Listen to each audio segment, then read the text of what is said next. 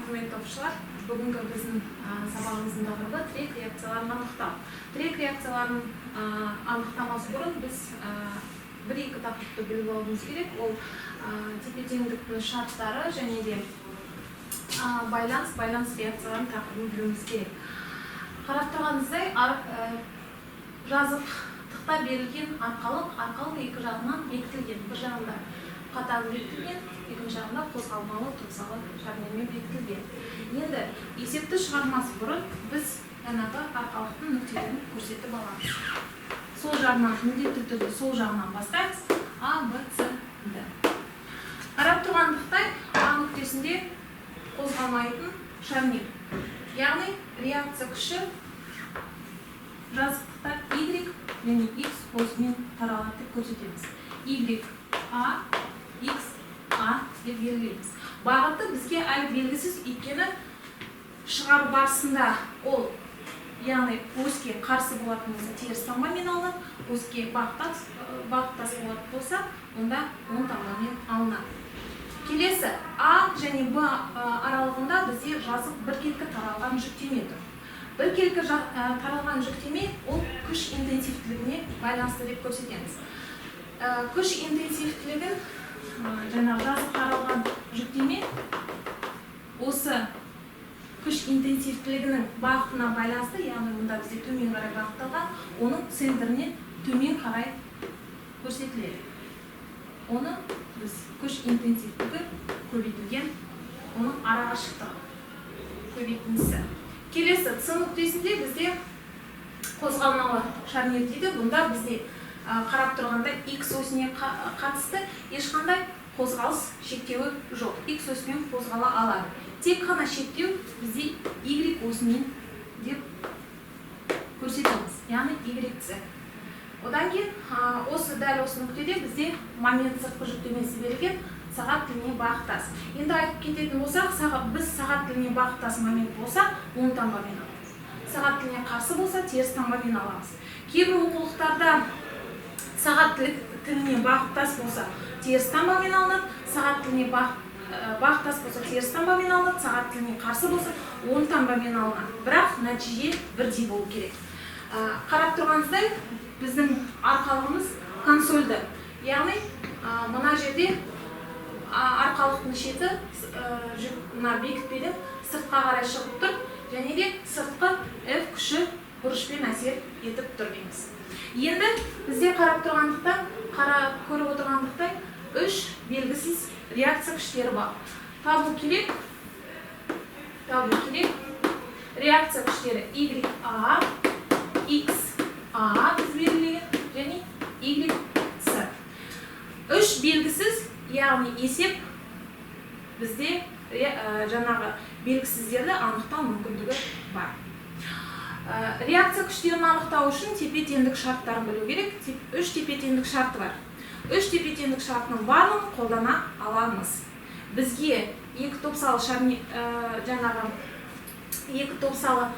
болғандықтан бекітпе шарнирлер біз тепе-теңдіктің екінші шартын қолданамыз. Яғни екінші шарты екі нүктесіне қатысты моменттердің алгебралық қосындысы тең нөлге және кез келген оське қатысты күштердің алгебралық қосындысы нөлге тең дейміз. Яғни осы тепе-теңдік шарттарын жазып көрсетейік. Момент кез келген екі нүктесіне қатысты моменттердің алгебралық қосындысы нөлге тең. Енді қараңыздар, бізде топса екі нүктеде берілген, ол А және С. Сондықтан да бірінші теңдеу А нүктесіне қатысты моменттердің алгебралық қосындысы тең нөлге, келесіде С нүктесіне қатысты моменттердің алгебралық қосындысы нөлге тең. Және де үшінші белгісіз бізде X осінде жатқандықтан X осіне қатысты күштердің алгебралық қосындысы нөлге тең деп екінші жаңағы тепе-теңдік шартын жазып көрсетеміз. Енді әрбір теңдікке қатысты теңдеу құрамыз. Қайтадан арқалыққа оралайық. А нүктесіне қатысты моменттердің алгебралық қосындысы тең нөлге. Момент дегеніміз не? Ол күш көбейтілген иін. Енді бастайық, сол жақтан бастаймыз. А нүктесіне қатысты. А нүктесіне қатысты YA күші А нүктесін бұрай алмайды, өйткені иіні нөлге тең.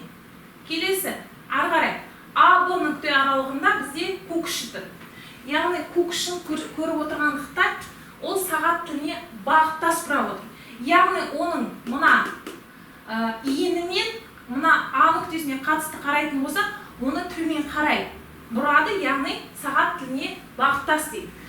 Көк көбейтілген сағат тіліне бағыттас болғандықтан плюс мына жерге жазбаймыз. Көк көбейтілген 4 біздің күшіміз және арақашықтық иін А нүктесіне қатысты 2 метр. Так, ары қарай кеттік. Б нүктесінде бізде күш жоқ, С нүктесінде момент. Сағат тіліне бағыттас бірден плюс таңбамен аламыз. Y-ці А нүктесіне қатысты, яғни мұна иінді жоғары қарай көтеруге тырысып жатыр. Яғни сағат тіліне қарсы деп аламыз.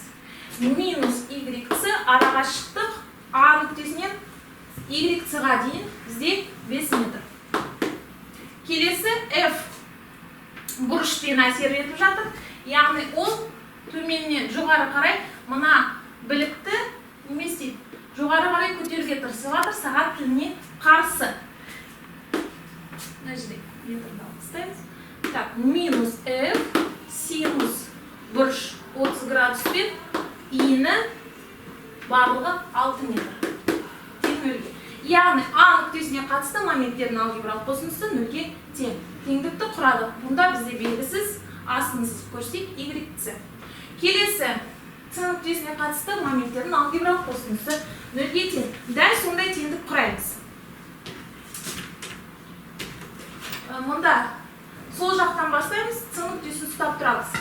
YA С нүктесін біліктің иінін жоғары қарай көтереді, яғни сағат тіліне қарсы.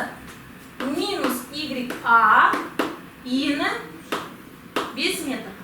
Келесі С нүктесін ұстап тұрамыз, дәл солай Q көбейтілген 4 күші, яғни сағат тіліне қарсы бағыттап жатыр. Минус Q көбейтілген 4 иіні С нүктесіне Q-ға дейін, Q көбейтілген 4 күшіне дейін бізде 3 метр. Көбейту 3 дейміз. Келесі момент сағат тіліне бағыттас. Y-ці иіні 0, яғни бұл күш алынбайды. Келесі Y жаңағы С нүктесін F төменнен жаңағы жоғары қарай бағыттап жатыр, сағат тіліне қарсы. Минус F бұрыш 30 градус бұрыш, яғни көбейтілген иіні 1 метр. С нүктесіне қатысты моменттердің алгебралық қосындысы нөлге тең. Теңдікті құрадық. Бұнда бізде белгісіз YA. Келесі X осіне қатысты күштердің алгебралық қосындысы нөлге тең. Яғни қарап тұрғандықтай X осіне қатысты жатқан бізде 2 ғана күш XA мен F. XA егер біз мұна осіне X осы деп көрсететін болсақ, XA мына X осы Y осы деп көрсететін болсақ, XA X-ның осіне қатысты қарама қарсы бөлігінде жатыр. Яғни минус XA болады. Және F күшін әкеп, координата басына әкеп қоятын болсақ, 30 градуспен, яғни X осымен F-тің арасы 30 градус. Теріс таңбамен алынады, F косинус 30 градус. Тең нөлге. Күштердің алгебралық қосындысын алғанда косинуспен аламыз. Моменттердің алгебралық қосындысын алғанда көріп тұрғандықтай синуспен аламыз. Енді 3 белгісізді анықтаймыз.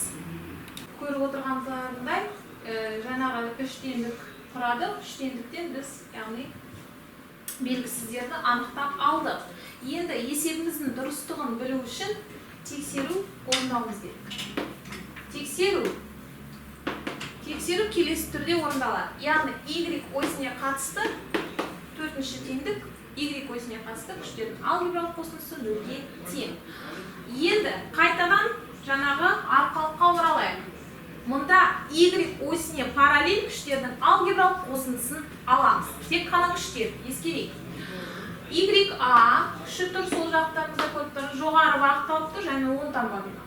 Келесі q көбейтілген 4, яғни біркелкі таралған күш, төмен қарай бағытталған, яғни минус. Келесі күш yc жоғары бағытталған 10 таңба номиналына, және f күші x осіне 30 градуспен беріліп тұрса, y осіне қатысты қалған бұрыш 60 градус.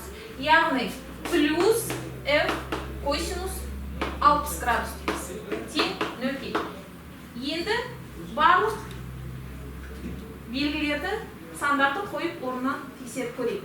y a 0,6 минус q көбейтілген 4, 0,5 көбейтілген 4, yc плюс 0,6 плюс 2 көбейтілген 0,5 тең 0-ге. 0,6 минус 2 плюс 0,6 плюс 1. Минустарды плюстармен плюстарды қосамыз. 0,6 мына жерде y-цны жазып қойыппыз 0,4. Мына жерде 0,4. Яғни 0,4-ге 0,6-ны қоссақ 1, 1-ге 1-ді қоссақ 2. 2 алу 2 тең 0. 0 тең 0. Есеп дұрыс шығарылды. Сабақ аяқталды. Тыңдағандарыңызға рахмет.